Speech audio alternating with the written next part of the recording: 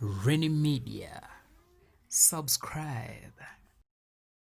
Omulundi guli Justine Nameere ate yali agezaako kubanga awawaabira Florida Nakazibwe namala ye kennyini ate omusango n'agwejjirayo gye yali aguwaabye namala n'agamba nkusonyiye genda.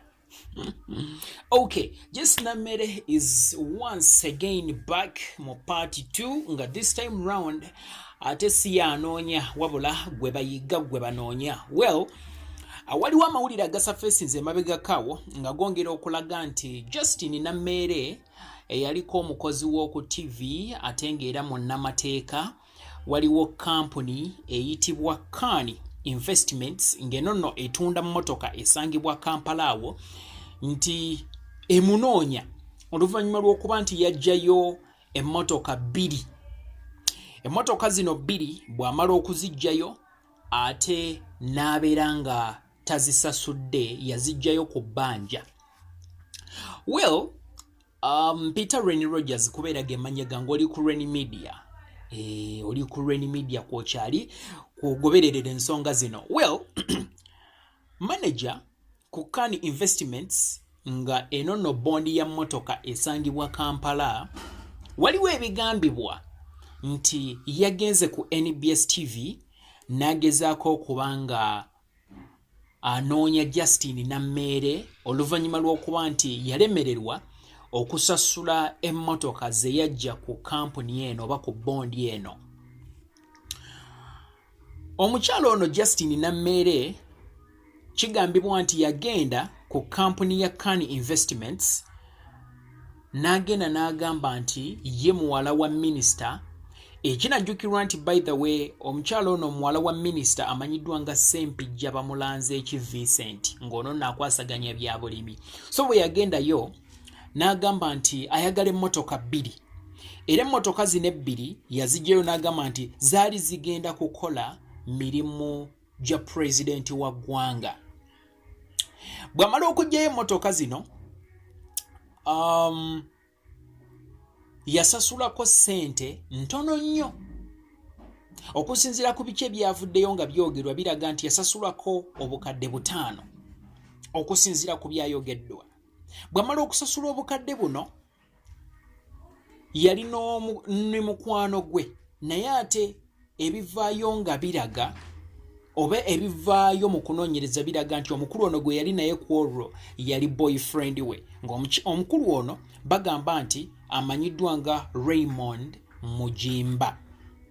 Batwala emmotoka 2 okuli Pajero IO ne Toyota Surf era nga baziggyayo mu mwaka gwa 2017. Bwe yali aziggyayo bagamba nti yabasuubiza okubasasula mu bbanga lya myezi 2 era n'abawaako $5,000,000. Then bwe yatwala emmotoka zino kigambibwa nti ayina cheque gye yabawa ey'obukadde 10 naye n'abagamba tebagibankinga olw'ensonga nti ndowooza yalimu ebizibuzibu. Anyways, Nameere waayita akabanga katono oba omukyalo ono Justine Nameere waayita akabanga katono ate n'abeera nga abula ne bataddamu kumulaba n'abeera nga abagamba ndi bize ndi wano ndi wali emirimu gintwala nyina ebintu eby'amakulu byenkola sorry nja kuba mbaddira n'ebirala ebiringa ebyo. So manager wa KINO Investments Limited bw'ati ate yaggwamu obugumiikiriza n'asalawo okubanga atandika okunoonya omukyalo ono kwogatta ne boyfriend we oba yali boyfriend we by then Raymond Mugimba. Omukyalo ono Justine Nameere kinajjukirwa nti ali mugezaako okubanga anoonya ekifo ky'omubaka akiikirira abavubuka. Ayagala kubeera MP akiikirira abavubuka. Wabula ye nga ye omukyalo ono Justine Nameere bino byonna ebimwogerwako abyegaana era agamba nti oli ex-boyfriend Raymond Mugimba ye yalina okuba nga asasula emmotoka zino naye ate n'atazisasula era agamba nti ye nga ye tayina musango oba tayina kyemubanjibwa. Naye ate manager w'oku KINO Investments yagamba nti nedda Justine Nameere ye yali signatory.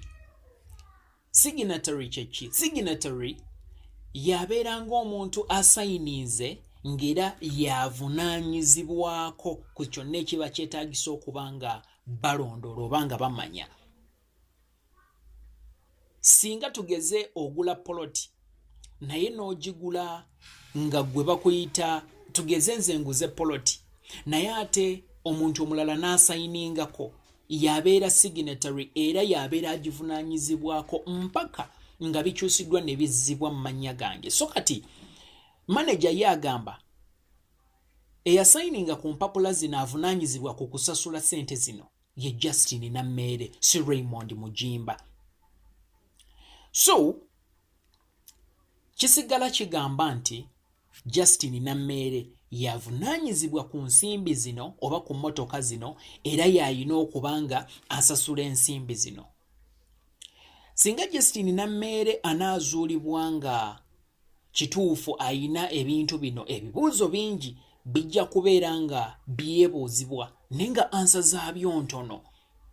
Omuntu atali mwerufu anaasobola okukiikirira abantu?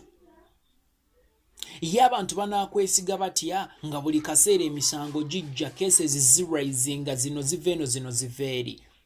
Anyways, ffe tulinze tulabe Justine Nameere kyagenda okwogera ekyenkomeredde oba ensonga eno weenaaba etuuse. Okyali ku Renny Media kwogoberera ensonga zino.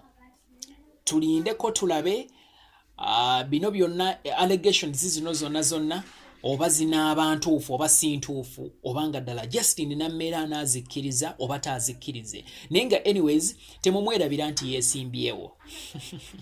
Okay, Renny Rogers be my name. And right about now, I want to sign out. But before I sign out, hey, go down below in the comment section and give us your idea about this very point. Hey, I sign out.